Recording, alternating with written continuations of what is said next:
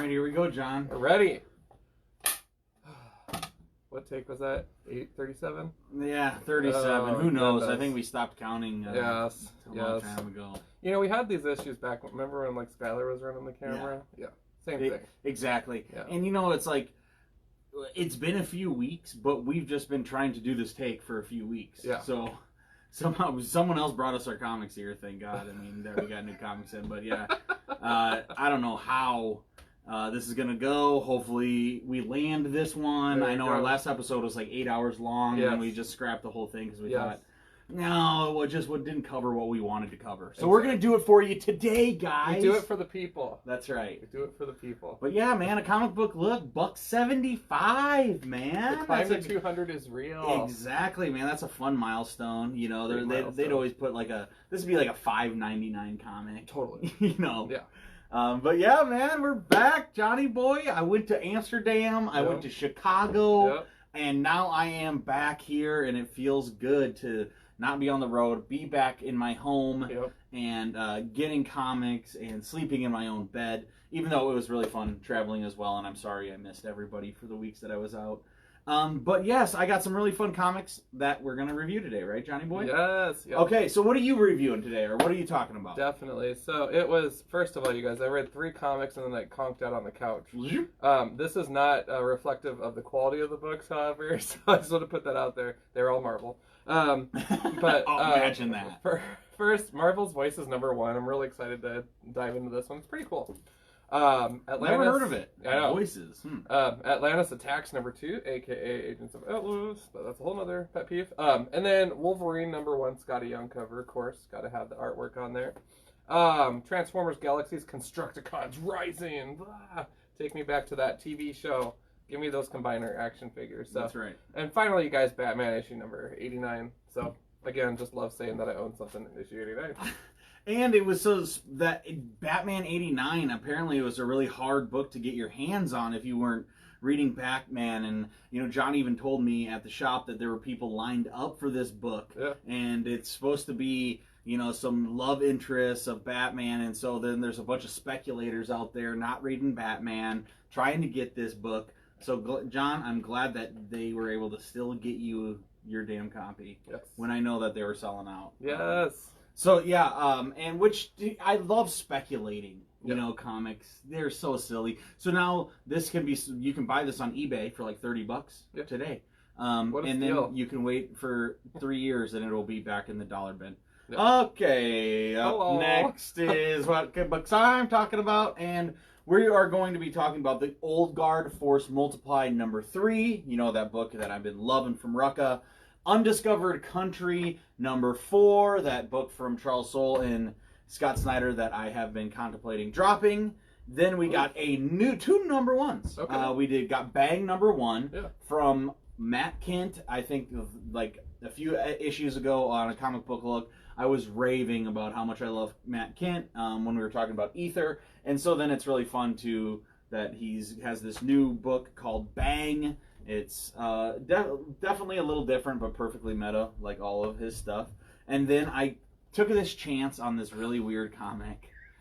Scout Comics #1, $3.99, one shot. Seek Out Sensation. Gut Ghost #1. So I don't know what. I had no idea. I just flipped through it. I was like, oh yeah, this is the kind of crap that I like. It's totally indie. There's the letterers, the same person who's the artist and the writer, and so I went for it. And thank you, Rainbow Comics, for taking a chance and ordering a couple of books like this, even when, you know, you have awesome. Yeah, exactly. You have no guarantee that anybody's gonna want any of these. But yeah, so that's what I'm talking about today, John. Heck yes. So before we get into these reviews, how are you? Man, life's good. So I went and saw Birds of Prey. Nice. I also saw Birds of Prey. So let's talk about it. We both saw it. I really liked it. You know, JP did a review earlier on Rainbow about it too, and I'm glad I had a chance to read that. I went in a movie theater like, I don't know what to expect. I think it's gonna be kind of a bust, but whatever. Harley Quinn, and I was so pleasantly surprised. It was a lot of fun. It was just that perfect R rating cherry on top. Oh, exactly. That we needed for that character. Exactly. I think I really liked it. So it was all the fun things that you want to see in a Harley Quinn movie. And Margot Robbie is like, she is Harley Quinn. She is the equivalent of like Ryan Reynolds playing Deadpool at this point now. They're like, there's some synonymous with the character.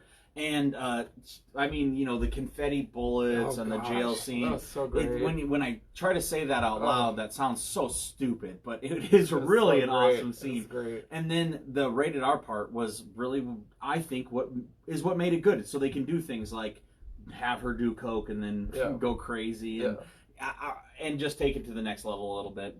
But still, it's like, it looks like it's PG-13. It's set up like it's going to be PG-13, like in the way the colors are and the way the cinematography is and everything. Like, it plays like a superhero movie, so that makes it even crazier when they go to those lengths. But yeah, so I totally loved it. I thought it was a really fun movie. And it's like, DC is at least kind of doing some different stuff now. They hit it with Shazam, they hit it with Joker, now they hit it with Birds of Prey. It's like, everybody, I know this may be blasphemous for some people, but all the Marvel movies are starting to look like one another. They are all cut from the same cloth. They're all starting to meld together in my head. I can't really keep them, the differences between all the different Thors and the Captain Americas, where the DC movies, they have like such a distinct look and style about each and every one of them. Versus Harley Quinn. It's like, I would think of the difference between Aquaman and Birds of Prey and then Joker. That's a very wide breadth. None of those could potentially be in the same universe at all, and they're still putting out great movies. So I applaud them. I got to see it in Amsterdam, and it's always fun. Awesome. Yeah, it's always fun, like being in a different country and going to this place. And the theater I went to was this kind of like weird, smaller theater, and it was definitely not set up like an American theater. They didn't sell popcorn, but they sold beer, and it was still really fun. It was. I didn't have a beer though. I had a Coke Zero, and then it was still exciting to. Be that person not buying my ticket in Dutch and then praying that the movie isn't dubbed in Dutch and then it just has Dutch subtitles. So still sounds like it. But yeah, so that was really, really fun. And then I know that you got a Nintendo Switch, John. I did, yep. So Santa, aka tax return U.S. government, bought me a Switch. Thank you to that. I'm so glad that my tax money was used appropriately. Exactly, that's what it should be, giving money to Japan.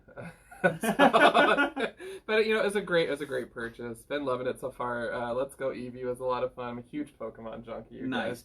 And then you can link that up to your Pokemon Go account. Did you do that? Okay. Got my mountain candies. I'm good. Ken loves. He's still doing it on repeat. He wants a whole army of those second forms of Mountain. I'm like, you do you.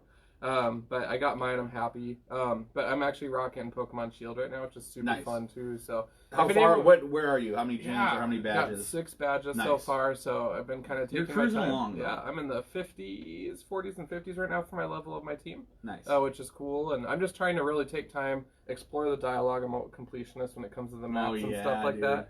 So just making sure I take time to talk to all the people and yada yada. Yeah, and Sword and Shield is the new one as well. I picked Sword as well, and I love it. Yeah. I'm probably like 50s, 60s for my Pokemon, but I've just been you can spend so much time in the Wild Zone, and you can just like really, really see every corner of it, try to find every Pokemon. I've kept on. Once I beat most of the trainers, then I just went back to the start and then just walked the entire thing again, like trying to find all the different ones that I miss. And then there are some things like it is like for younger kids, I can see why it's good, but I hate that I give away my experience points to my entire team instead of just like my Pokemon that were in battle. Yeah. Because it's like, in the last Pokemon games that you played, it's always had to be. You had to like put that one in, and if you're growing in, then you switch them out, put that other one, your good one in, you can kill. Yeah. And it's like a challenge. And now it's like, no, you can just use your best one every single time, and we'll level up all the rest for you. And that's a little too easy for me. But I love that you're playing it, man. Because it's a lot of fun, but We'll have to start switching soon. I'm up to 128 total caught. Nice. So we're working I'll have on to. it. You know what happened is I got to like that point, and I was figure I'd probably have to go beat the Elite Four or whatever it's doing now. Yeah. And I just stopped playing, and I got into a bunch of other stuff. So Yeah. now we got Luigi's Mansion, and I've been playing Witcher 3, and then I got into Ori, the Ori in the Secret Forest or something like that. So I got to get back on track. Heck yeah.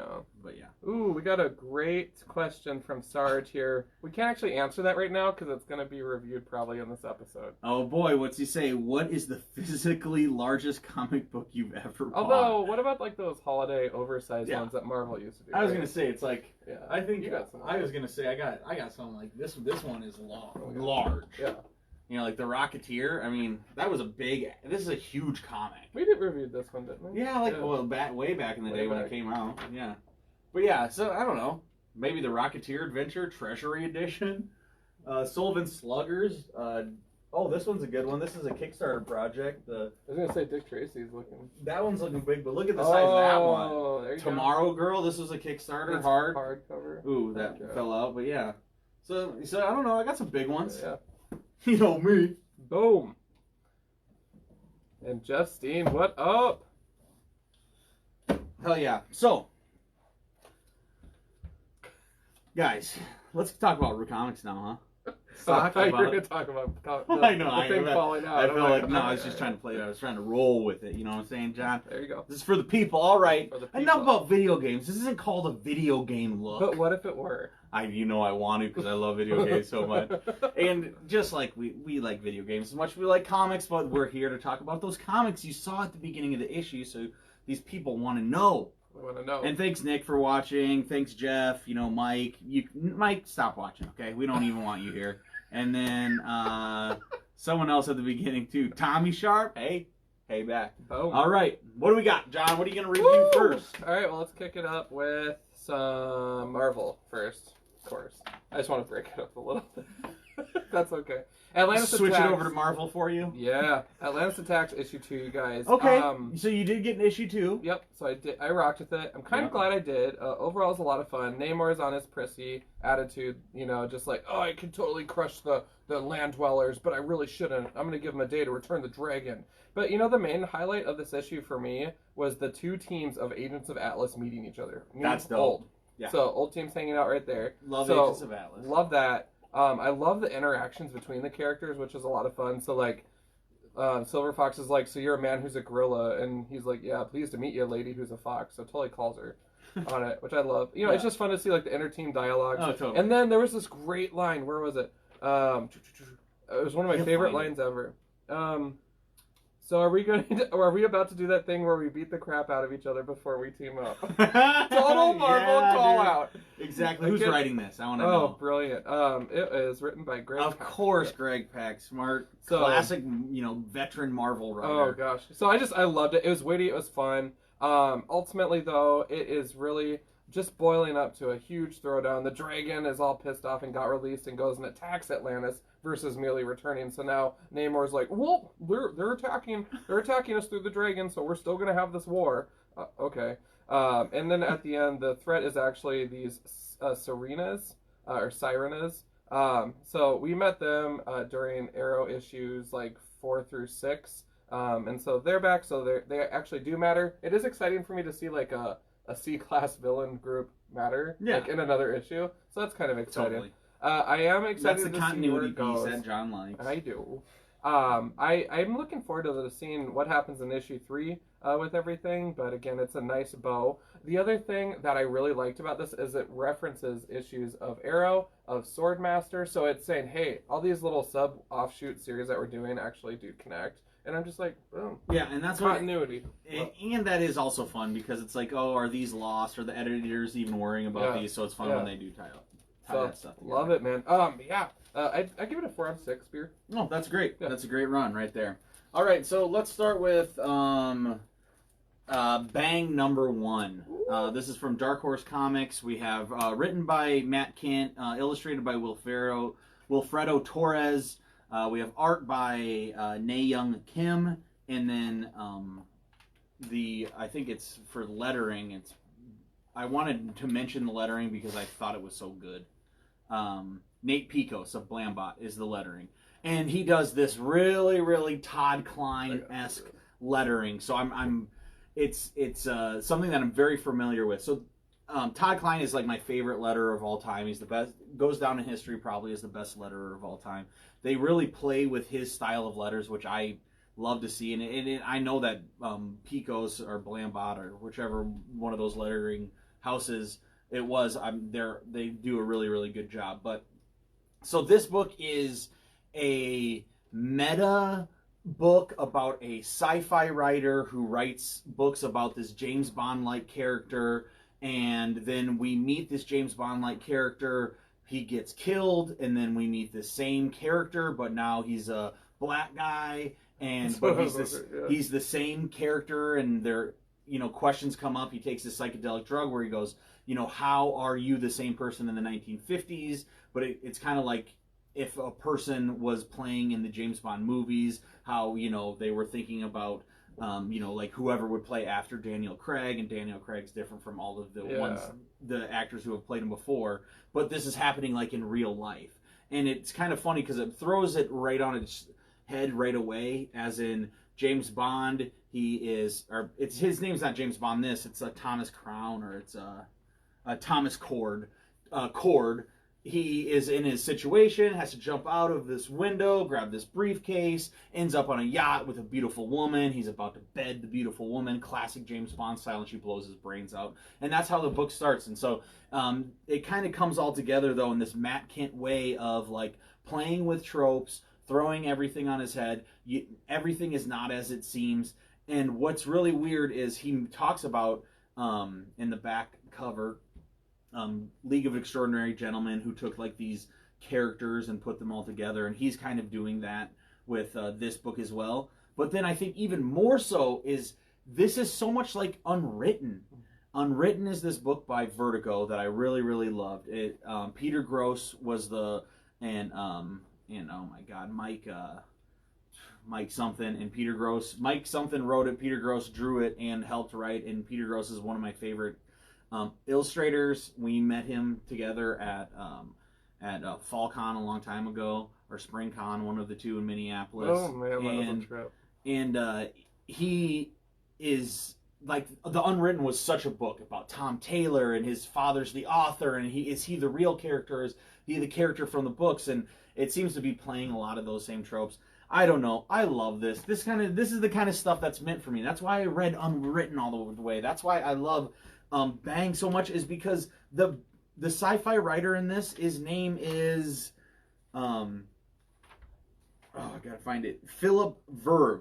Philip Verve has been in all of Matt Kent's other books. So like Mind Management and Dial H, he was like this other underlying character that nobody really understood. So now this is like putting all his works together, and I don't know, man. I'm sure I sound like a blambling idiot right now, but this is such a good book. I love it so much.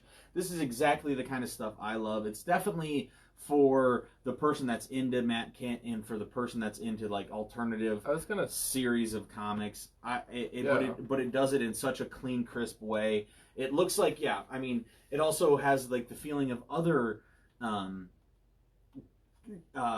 Moore comics, not just League of Extraordinary Gentlemen, but he has that like family of superheroes that he put out for America's Best Comics. I can't remember what it's called. And Promethea. These all are playing around with it. So I don't know. It is so, so cool to see this. Please, Dark Horse, keep giving Matt Kent this palette to paint on. And then I hope, as comic readers, that if you guys are looking for something that's a little more challenging, something that's going to, make you think a few different ways, then I would definitely suggest picking this up. 6 out of 6 beers. I like the first few pages or whatever, like the first character that we meet, classic Escape, you guys. Yeah. Like, laser wrist thing, so the dude's tied up and he has a laser beam that thaws the rope out or whatever. Yep, he has a laser beam on his watch that I'm sure Q gave to him in some laboratory, and he lasers the rope and then he busts out. And I love the escape though. Makes it to the boat, meets a hottie, and then she and then it like, you don't see that coming at all. It just throws all these tropes on the end. The best part, which I didn't even mention about this, is in the back they're, you know, like after they have a new this horsepower, this is a section that promotes like other books. Oh, okay. It's a interview with PV, who is that, and then Matt Kent, the writer. PV ends up being Philip Verve, the guy who's in this book, and Matt Kent obviously generated this whole thing, but it's really funny. Matt Kent goes on this long bit about, you know, what this book is about, and then the first thing PV says is, "You seem to really think highly of your own work." And then Kent's like, "Is that a question?" And then PV ignores him and says, "Is this supposed to be like your Black Hammer?" And that's Jeff Lemire's big book at Dark Horse. And then he's like, "Are you just trying to make sure that if somebody thinks this is the new Jeff Lemire book and they're trying to pick it up?" And he keeps on putting him down further and further. It's so clever. It had me laugh so hard at the end, just like roasting himself. He keeps on being like, "So you think this is really pushing the medium, I'm sure." You know, shit like that. I don't know. Loved it. Bang number one. Oh, dude. And after reading this, it really does show to light how bad some of my other books are going to be coming up here and how good it can get. But yeah, so sorry I took like 30 minutes on that one, John. Sergeant America had a really great question. I thought there were 12 X books out this week. Well, unfortunately not. Technically, there were probably about 16 with all the variant covers of one of the books that we're going to talk about, but technically it was just 11 books. That's a lot of books. That's a lot of books. What am I going to do next? Jeez Louise. All right, there's lots of good ones. Ooh, Transformers. We're going to do Transformers, Constructicons Rising. Guys, issues 1 through 3. Like, I met issue 3 last month, and I was like, what? I'm totally going to get this. I love the Constructicons. So I read 1 through 3, loved it. So dark, so gruesome. So when they combine, they basically have a 7th conscious that is wanting to take over. And they basically, this issue, are like, well, we got sent here to this backwater planet to build a stupid city for absolutely no reason because they were scared of us back on Cybertron, so we're going to do it. But we want to go ahead and destroy the city, basically, after they had built it. So the Insecticons, being the enablers that they are, fuel them up with some energon, get them going, and then needless to say, Devastator does what Devastator does best. And there were some beautiful panels when they first combined. It was just like, oh, the purples, the reds. Oh, my God. Cool. Very cool colors. Dude, I could rock that on my wall. Seriously. But it was just so great. I mean, he just goes through, smashes Autobots and robot citizens left and right. And it was just beautifully done. All forces eliminated. I don't know. It was just Devastation complete, Devastator reigns supreme, and that's another pretty one too. Like, I just love that. But the other moment in this issue that really jumped out at me was actually the Insecticons stealing robot citizens off the streets in the city and saying, "Your screams, well, only because you asked nicely, they're going to go ahead and put them out quickly," and just completely eat robots live because they love live spark. So is this like take place on like a robot planet, not Earth? Not Cybertron, not Earth, but like somewhere else where they were like building a city. That's dope. So yeah, turn off your vocal processors. No one likes a screamer, and then just completely destroys them. Like, so dark. I love it. Regrettably, that's crazy. This is the last issue of this particular little arc, which I'm so bummed about. But I am really curious about if this matters in other issues or not. So I don't know. I'll probably put it out there to the Transformers fans. Yeah, totally. Just to see. Yeah, Transformers fans, give us a rundown. Is this going on? And then also, John, love seeing you not buy a Marvel and DC book. So that's all you say. Thanks, Tom. It's true though. What was the beer rating? I didn't catch it. I'm gonna have to give it 6, 1 for each Constructicon. All right. 6 out of 6. That's a 6 out of 6. All right. Next up, Undiscovered Country. We got Scott Snyder, Charles Soule. Some really good art, about the best we can say for this at this point. I mean, I don't even know why I'm picking this up anymore. It's so... What? It's so... Not the book I thought it was going to be. And maybe you had hopes for those. Yeah, I did. And I was like, if they pull together, maybe they will. But, okay, so then it seems that it's all coming down to this villain right here. So... And this is like the guy who's heading up what is America. If you guys aren't caught up, this is about a story about all the worlds are broken out. Nobody's talked to America for 30 years. Inside America, it's aged like thousands and thousands of years. There's no direct thing. It's all silly. I don't know. So dumb. But John, what are we pointing out here? Oh, Ken. Yeah, it is kind of like Doctor Who. You're not wrong in that. So... You know, Ken, you're not wrong. More bloody deaths, maybe? Exactly. In this book? I don't know. I keep staring at that issue 3 cover, by the way. I'm just going to throw that out there. So yeah, this is the issue 3 cover. I mean, he's there. They're really trying to pump this guy up, this bad guy up. You know, and awesome. So yeah, I think they had him on this cover too, but I purposely picked the cover without him because I'm so sick of him.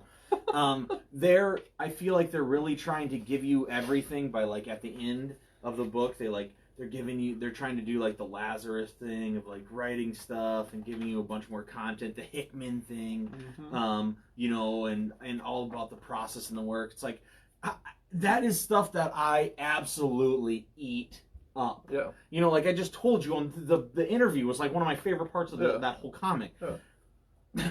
It's just not the case with this one. When you don't like the comic, you don't care about it as much. Okay. But basically, they're trying to, you know, they're floundering. We got the group people inside of the United States. We got the main bad guy. We got to get to the middle. But I mean, I just don't care. None of the characters are really pushing me. So I would say Undiscovered Country, number 4. Not my cup of tea. I'm giving it 2 out of 4 beers. The art is still good, so I'll give it 2. Sorry, 2 out of 6 beers. I was like, that's half a... What's that video game beer that comes in for us? Yeah, that's an 8-bit. Yeah, 8-bit IPA. I haven't had one of those forever, obviously. I know it. It's been a long time since we drank beers on here. But anyway, definitely, John, nice call in not picking this one up. And I know that Scott Snyder is a great artist, writer, and Charles Soule can also write really, really good comics. But it just this time, this isn't the one for them. Okay.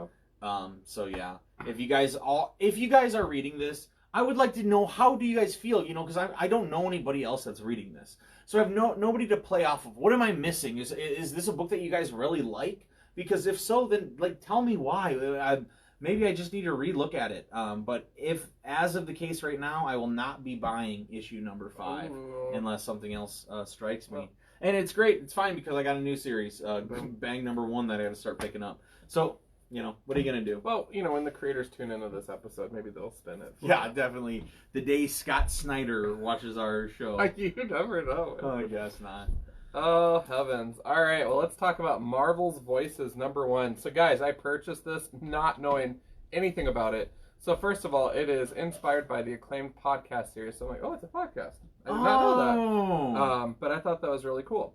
So, essentially, this is a really neat issue. It's full of very short stories, 1 and 2 pagers, sometimes 3, of just characters of color, and then representing just other minority groups as well through here. I was thoroughly entertained by the different art styles, the different stories. There's a race story, like a car race between the Krakoan team, which had Forge on it, versus the Wakandan team, which had Shuri and T'Challa on there.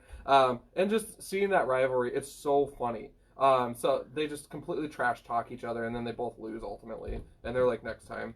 But it's a lot of fun. Black Widow makes a cameo in here. And Emma Frost is in here, so it really is just truly a book about diversity. Of course, there's such a cool mashup of art styles too. Yep. So these are all of the gay characters in the Marvel universe, which I love that, and so it's fun. It's a lot of fun. I recommend, if you guys are at all curious in just different legs and aspects of the Marvel U, totally recommend it. They have Moon Girl and the Dino in here, which is a lot of fun. This story was really weird to me though. This is they refer to it as the Hulk spider, but essentially it's the spider that bit Peter Parker and Silk, and it's talking about how the spider actually lives and then continues to fight crime on its own in the shadows. What? Yeah. So it's like, okay, that's hilarious. That's excellent. I don't know. It was pretty delightful, but yeah, it's complete one-offs. It's a lot of fun. Blue Marvel's highlighted in there. We got some Galactus cameo. This is the Silver Surfer one. So ultimately, you guys, the most diverse book I think I've ever read, just because of all of the content, but it was just so much fun. Highly recommend it. Definitely, I'll give it a 6 out of 6, just because it was all over the place. It was fun. It was delightful. Different artists, different creators, and for a compilation like that, it was great. There's a big letter at the beginning here from Angelique Roche. As well. So she's the host for Marvel's Voices, and I did take time to read that because I was just curious about the content. So definitely recommend checking it out. I'll be curious to see if they're going to be doing more issues of this, but I'm also curious about the podcast. Yeah. Have you listened to any of the podcasts? I have not yet. No. So I listen to tons of podcasts, and apparently they tell like stories with like voice actors. Like, there's like a Wolverine story. There's these different ones. So I have not checked them out yet. I really, really should. So it's really cool to see that if you were reading those or listening to those podcasts, that you have a tiny comic. Dope. All right. Next we're gonna go with the Old Guard Force Multiplied. This is I was a little trepidatious the last one. I said they were adding in a new character. I don't know to recap people really quick. This is a story about 6 immortal people who live for a millennia and kind of their story back and forth of how their relationship goes and the things that they do. And well, anyway, a new character was added the last time, and we get a little bit of background about her. She was our main character's girlfriend for 2 millennia, 2,000 years, until about 4 centuries ago. She got swept off of a ship in the ocean, and then was stuck at the bottom of the ocean for like 4 centuries, dying and dying over and over and over again, super brutally. So now they're getting back together, or not getting back together in the sense that their relationship's getting back together, but they're interacting again, and they're trying to figure out, what she's been doing, where she's coming from, what is her motivations, the person that's been missing for 400 years. And then they also at the same time have like the new immortal who's trying to like learn everything as kind of like the person that we, the audience, can grab a hold of because we're learning everything as well. So anyway, it's a great balancing act between all of these different relationships. Of course, there's plenty of violence and shooting and all the cool, fun stuff that I love from Greg Rucka in between. But then it is definitely just a story of relationships at the end of the day. So I don't know. The first 2 issues I was really hesitant on, and now I feel like we're at full stride. All right. So yeah, we're back. This is a 5 out of 6 beer. Very happy. Yeah. You worried for a minute there. It's like, no, dude. The Old Guard Force Multiplied. Rucka for Hernandez, Miwa, and Wynn. Great job. Boom. Yeah. All right, you guys. Well, let's talk Batman issue 89. We'll take another break from the Marvel MCU and head on over to DC. So this is just a lot of fun, you guys. We're continuing on the designer crisis. This dude is just out there. So this individual designer basically made a deal with several of the baddies way back in the day, Catwoman included. So she's caught up in this, freshly married. Nope. Doesn't matter. Doesn't matter. Harley Quinn, of course, is up in here too. It's fun to see Cheshire, but also Merlin. So it's just kind of fun to see him kind of hanging out front. I always think of Merlin like John Barrowman from Arrowverse on CW. Of course you do. Of course I do. Don't tell Ken. I'm just kidding. But it's a lot of fun. Batman gets bloodied up like crazy in this issue. They're trying to actually find the Riddler. Penguin's in the hospital. So things are getting rowdy up in here. Oh, and then Batman, of course, has the drones deployed too that chase Deathstroke around the city, which is a lot of fun. But yeah, this is the designer's outfit, so we finally get to see him for the first time. That's pretty dope. It looks like Kraven the Hunter. Oh, he does look like Kraven the Hunter with a white mask on, but yeah, it still looks cool. Show the people that one. I mean, that's a spoiler alert coming up here, people. But so it was a lot of fun. Now, regarding the love what's the drones? What do you mean the drones are all over the place? Does he just have drones now? Yep. So the Batman drones were activated and sent after him, and so he just has Batman now just has like hundreds of drones. Yeah, that's pretty cool. Yeah. So he's getting efficient. But essentially, they were trying to find Riddler for some more clarification on what exactly is going on. Catwoman's going to spill the beans. And then, of course, at the very end, good old J-Dog needs to talk to some people, he says. So the whole Bat family's pictured there. So it's getting a little creepy. All right, man. Kenny and getting it. Because what the Killing Joke, was that the big one? Yeah. Nothing's going to steal the thunder from that. With this one, I'd probably give it a 4 out of 6. It was fun. It was fun. I'm not sure why it was sold out. And the love interest part, I wasn't sure what everyone was referring to because Catwoman's totally in trouble. So yeah, I don't know either, but a lot of people were dying for that book. All right, which brings me to the last book of the night that I am going to be reviewing. This is Gut Ghost from Scout Comics. This was the weirdest thing. Like I said, thank God that Rainbow takes a chance on some of these books. But yeah, so Gut Ghost is a book about this guy. This is the Gut Ghost. and he meets up with Sensation Scout. Jason Voorhees, man. And he learns that there's a comic book about himself. He reads the comic. The comic is him eating this person because he's really hungry. He thinks that's a bad comic. Then the guy tells him there's more comics with him and his girlfriends. So then he goes through that. His girlfriend has a new boyfriend, this little dog here. It's super indie, so dumb, makes no sense at all. It is so... It is just... Total 6 out of 6. You know, the thing is, like, sometimes these are 6 out of 6, okay? I don't know if... China the Poodle, I don't know if you guys probably don't remember him, but, I mean, China the Poodle is a big moment for a comic book look as a whole, and it's one of those times where then, like, the indie comic was as good as it hyped out to be, and, like, it was the perfect single shot, where this one is not so much. Am I mad that I got this? No. Is it completely irreverent? Yes. Not exactly what I'm looking for. Glad I picked it up. I'll give this straight down the middle 3 out of 3 beers.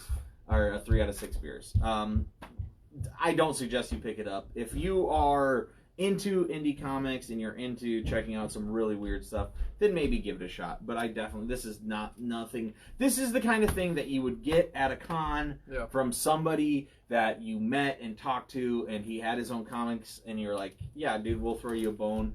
But as being an ongoing series, thank God it's not. It's a one-shot. Maybe it is a perfect one-shot. But anyway, so let's raise my score 3 out of 6 beers for Gut Ghost. Gut Ghost. Just the name. Oh, and you were talking about Wolverine next? I got Wolverine. Boom. Well, I was saying, I went indie too. Yeah, Wolverine. Totally. Number 1. Yeah. And John threw this in here. I was like, oh, I'm going to read this free Wolverine Through the Years book. Thanks, John. You're the man, by the way. But then, amazing. But then I went through and it's just, you know, there's like this really close jump into, I'm assuming, what that book is going to be. Then you get who, like, Wolverine is, because I definitely need that, because I'm not sure who he is. Yeah.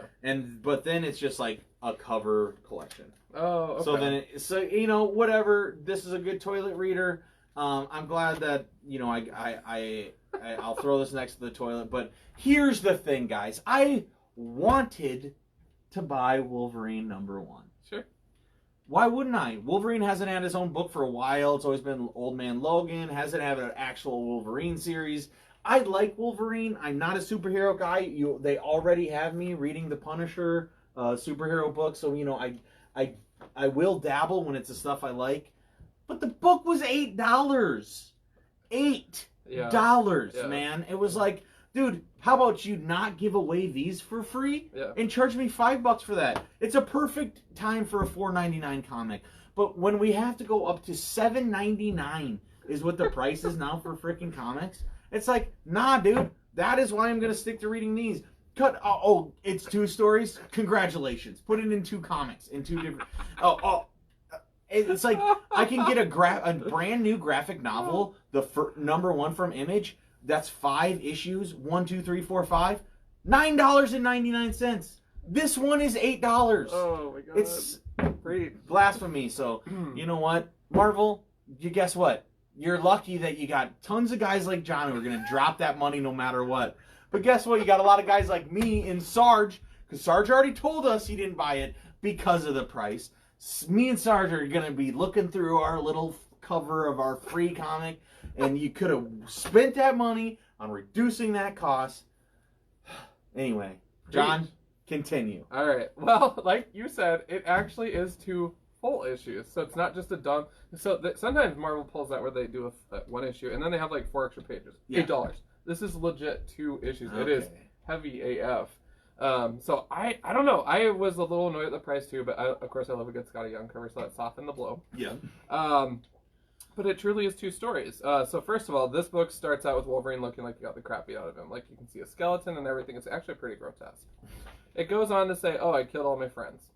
So Marvel Girl, Kid Omega, Domino, all of them just hanging out there. Wolverine's healing. It's very visual.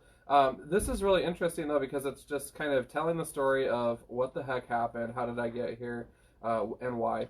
One question I had for you is, so Kitty Pryde, Shadowcat, Watch. Learn this while bartending. I can't stand the taste, so this helps me skip to the fun part. She phases through a glass and gets drunk. Is that how that works? Dude, that's you know what I mean? dope, dude. So she can just phase in and then like suck the liquid right into her blood? I don't know what that means. That's Isn't that weird? Yeah. I'm trying to like, of all the panels of her bursting through circuitry and walls and stuff and nothing, and then all of a sudden you get drunk doing that. I don't know. It was really weird. So I don't know. I just want to make sure. I think she. Yeah, I mean, what happens if she has to like? She's at a. But that's what they're implying, right? A whiskey. Yeah, definitely. Yeah. What if she's at a whiskey distillery? Yeah. And she goes through a barrel of whiskey? She just gets plowed. Yeah. She couldn't do anything. I want that power. Anyways, you guys, we meet Jeff Bannister, who's this just total hippie. He's like a government investigator, rather, working on the case of Krakoa's new drug called pollen, basically. So pollen's hitting the streets, and sure enough, there's a whole article all about it. Narcotics agent, excuse me.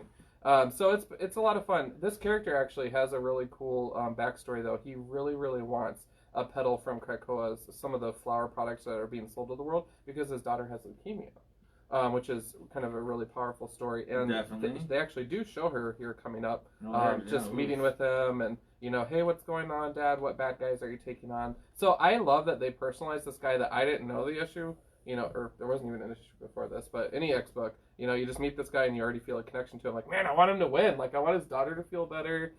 So I'm rooting for him, and I think that's really cool that they bring this in to the book to help explain the why. They also talk about the Order of X, which is like people that are really enthusiastic about mutants. And so the X-Force team mistakenly teleports right into their lair. They all take their serums because they want to be closer to mutantdom and then want to drink from the blood of the vine, is what they say. So they go like kill mutants. Yeah, kill mutants, basically. Well, that doesn't necessarily happen with that bottom panel there. So Wolverine kills everybody, the usual. And then they start dying, and they blame Kid Omega, like, dude, knock it off, fight's over. No, it's the pollen that's killing them. Oh, okay. So it's a lot of fun. Yeah, it sounds like a lot of fun. Leukemia, death, destruction, dungeon, and... Oh, God. But, it's just, it was that a really sounds like a great... Exactly, that is a lot of... Yeah, you're right. A lot of craziness. I do want to know who the pale girl is, because she's the one that caused the destruction at the beginning of the issue. Elsa from Frozen. Dude, Disney crossover. Yeah, I've been waiting for this moment. Exactly, dude. Show the people what she looks like. It looks like Elsa. Totally Elsa. I mean, or, maybe. Spoilers. You guys heard it here first. So, anyways, that was that. But this Wolverine #1 Catacombs issue has I don't even need to go through it. It has everything that I love. Omega Red. Nice. Comes to Krakoa. Vampires are in this issue. So it literally has Dracula and Omega Red, and it is a bloodbath. It's a ton of fun. Very dark, as always, but truly enjoyable. I liked it. So I don't typically collect a lot of Wolverine. Oh, and look what's back. I complained about this on the Thursday book. They stopped doing these coming soon lists in some of the X titles, and now it's back again. Good. So they must have heard me on Thursday. Amazing. Because I was wondering if there are going to have, you can come through me.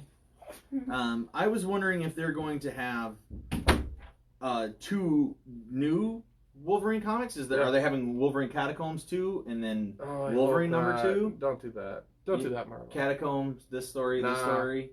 Oh, if they do that, I don't know. Anyway, I don't know. Interesting. I'm glad it was a double issue. I'm glad you liked it. 6 out of 6. 6 out of 6. Damn, he really did like it. I love Omega Boys, Red. Get your $9 together. Head to the comic shop. Get yourself a copy. It's only 8. Yeah, you'll need tax. Uncle Sam was always got to take his Mickey Mouse. All right. Well, John, that was awesome. So, great comics. We reviewed all the things today, I think. Yep. I feel like. All right. Well, you guys, as always, it is just such a very awesome time of the year right now. The ice is thawing out. That's right. We're on our third spring emergence, I think. So, I'm going to hit about 12, I'm sure, this year. But yes. That's all right. But it is nice. March, the weather does come around a little bit. That's the transition month, so I'm excited for it. One other question too. I've been eyeballing that Lock and Key issue up there. Have you been tuning into Netflix? No, I have not. Okay, I haven't either. I have not started it. I will be starting it. Okay. But I've just been. I've had some other things on my to-watch list. But I'm a huge Lock and Key fan. Yeah. As I've been talking on this show since the very beginning. Totally. I absolutely love it. I think they clearly know Joe Hill. DC knows Joe Hill can write comics now that they've given him like 10 books or something at this point. He's writing like all those horror books, and he has his whole Hill history, or Hill, Hell Haven or whatever they call it, his little area of DC. So that's really cool. But yes, very excited for Lock and Key, the show. Hopefully it does justice.